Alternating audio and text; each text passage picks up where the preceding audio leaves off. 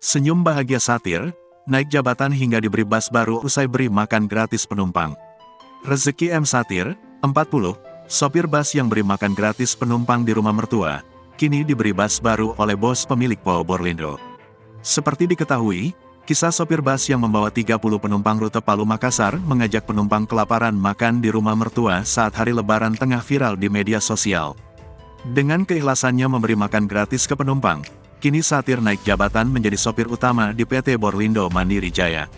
Selain itu, pihak manajemen PT Borlindo Mandiri Jaya juga bakal memberikan Satir kendaraan tipe baru untuk mengangkut penumpang.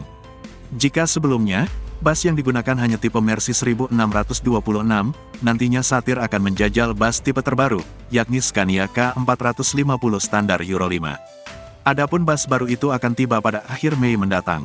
Info terbaru dari owner Borlindo, Pak Satir akan diberikan bas Borlindo yang baru, akan tiba akhir Mei tahun 2024, jelas Direktur PT Borlindo Mandiri Jaya, Sadrak Tatang, dikutip dari Kompas.com, Rabu, tanggal 17 April tahun 2024.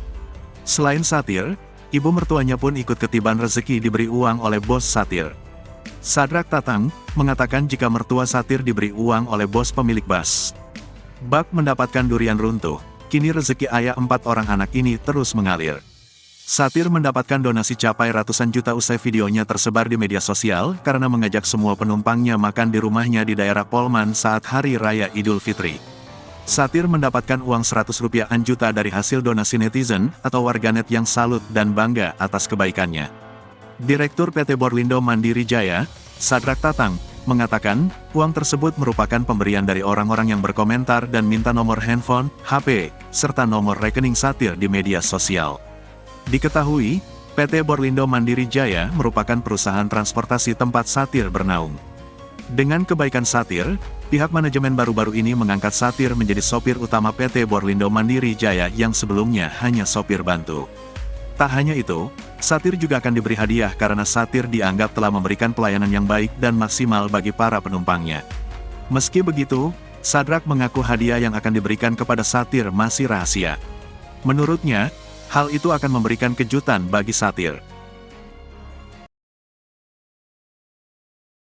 Download Tribun X sekarang, menghadirkan lokal menjadi Indonesia.